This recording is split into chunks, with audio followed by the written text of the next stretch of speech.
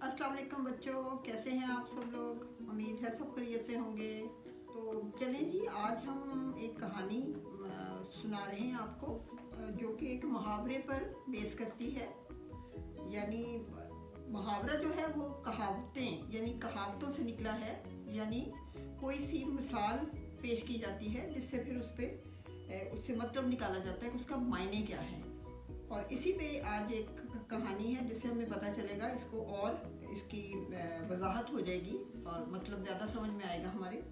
तो आज की कहानी का नाम है बच्चों, मुंह में पानी भर आना। अब मुंह में जब हम कहते हैं पानी भर आना तो उसका मतलब होता है कि दिल ललचाना।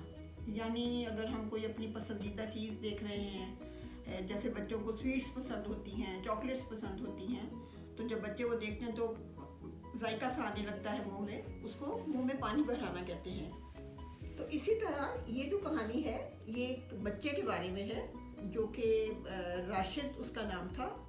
बड़ा ही अच्छा बच्चा था, बहुत ही लायक, अपनी क्लास में बहुत ही अच्छे नंबर लेता था, उस्तादा की अपना इज्जत करता था, तो उसको उस्ताद भी बहुत पसंद करते थे। लेकिन बच्चों, सबसे बड़ी कमज़ोरी जो थी राशिद की वो ये थी कि उसको आम बहुत ही पसंद। तो जब भी वो आम देखता उसके मुंह में पानी भर आता। गर्मियों में तो उसकी मौजें हो जाती, घर में आम, बाहर आम, स्कूल पे जाते वक्त उसकी अम्मी को उसकी लंच बॉक्स में हमेशा आम रखने पड़ते, क्योंकि अगर वो कुछ और रख देती तो राशिद खाता ही ना और उसका पेट फिर खाली रहता। तो उसकी अम्मी हमेशा उसकी लंच बॉक्स में उसके लिए आम की कतलियाँ रखती थी। राशिद जो था वो सबकी आंख का तारा था, क्योंकि वो एक लायक बच्चा था, उस्ताद उसे बहुत पसंद करते थे। एक जो उसका क्लास फेलो, उसका नाम अमजद था, वो दिल ही दिल मुझसे बहुत जलता था, क्योंकि वो खुद इतना पढ़ाई का शौकीन नहीं था। तो वो हर वक्त सोचता रहता था कि मैं किस तरह राशिद को नीचा करूं और किस तरह उसको कोई जिक पहुंचा सकूं। अमजद राशिद की इस आदत से बहुत वाकिफ था कि आमों को देखकर राशिद से रहा नहीं जाता। अमजद के घर के पास एक आमों का दरख्त था। ये गर्मियों का मौसम था। अब उस पर खूब सारे आम लगे हुए थे, पीले पीले आम दूर से ही नजर आते थे। तो अमजद ने सोचा कि क्यों ना मैं राशिद को बेवकूफ़ बनाऊं और उसे मार पिटवाऊं। तो जी एक रोज़ जब क्लास के दौरान अमजद से उसकी बात हो रही थी तो उसने राशिद से कहा कि यार राशिद, मेरे घर के पास एक इतना अच्छा दरख्त है और उसके ऊपर इतने सारे आम लगे हुए हैं, यार चलो आज उसको चल के तोड़ते हैं और खाते हैं।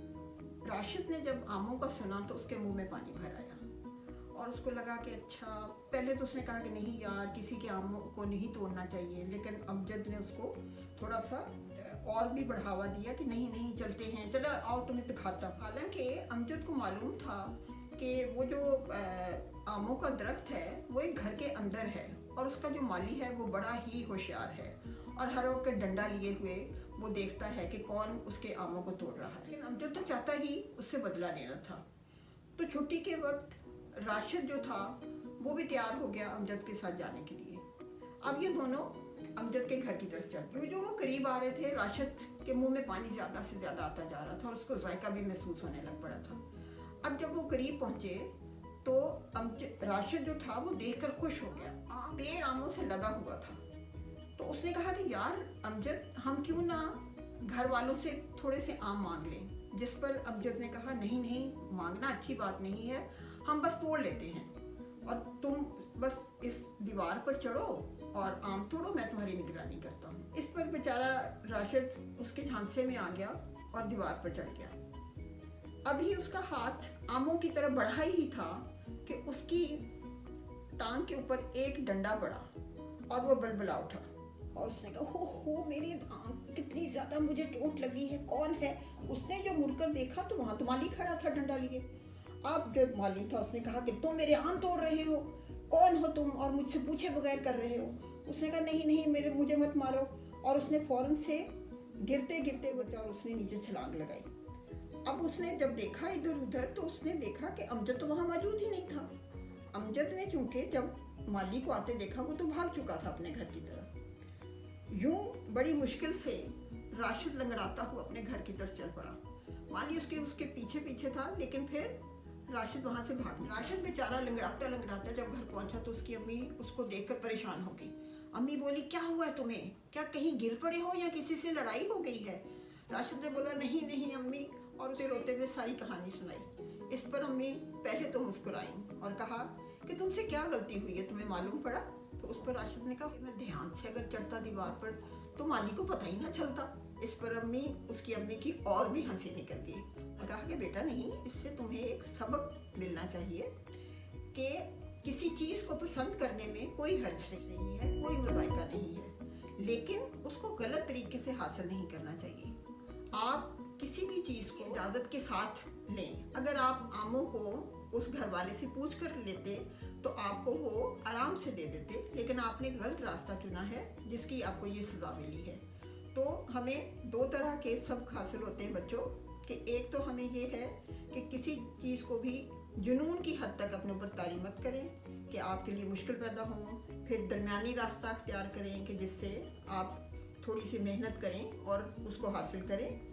फिर ये है कि आप दूसरों की अब चीज़ लेना चाहते हैं तो पहले उनकी इजाज़त लें और फिर करें। तो ये हमें बड़ी सबक आमोज़ हमारी कहानी थी, जिससे हमें बच्चों को ख़ास तौर पे, बड़ों को भी पता चलता है कि हमें शौक़ होना कोई बुराई नहीं है, लेकिन उस शौक़ की तकमील के लिए गलत रास्ता चुनना जो है वो बुराई ज़रूर है। तो इस कहानी में चूँकि कुछ अल्फाज थे जो कि बच्चों के लिए शायद थोड़ा मुश्किल हों, उसकी हम देखते हैं कि आसान उर्दू क्या हो सकती है। जैसे कि पेड़, आम का पेड़, पेड़ मतलब दरख्त जिसे कि ट्री कहा जाता है। फिर है मौजे होना, जैसे हमने कहा था कि राशिद की मौजें हो गई, यानी मौज में आना, तो उसका मतलब है कि मज़ा होना, ऐश करना। दूसरा फिर है कि होशियार, उसका जो माली था वो होशियार था, चालाक था, तो उसका मतलब है चालाक। चुकन्ना, चुकन्ना मीन्स कि जो विजिलेंट रहता है, इंग्लिश में विजिलेंट रहना।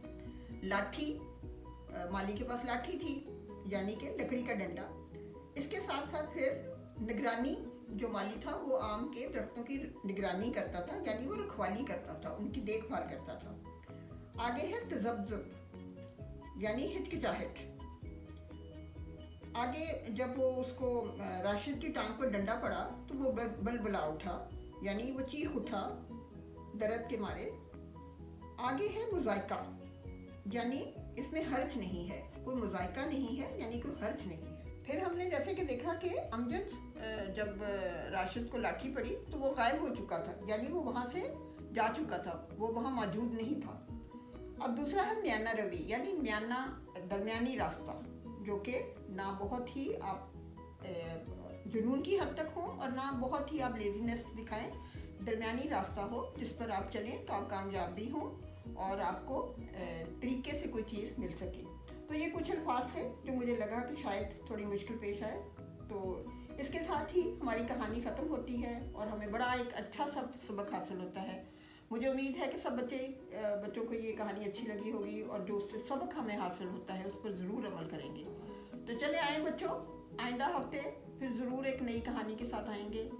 Thanks for watching. खुदा हाफिज़।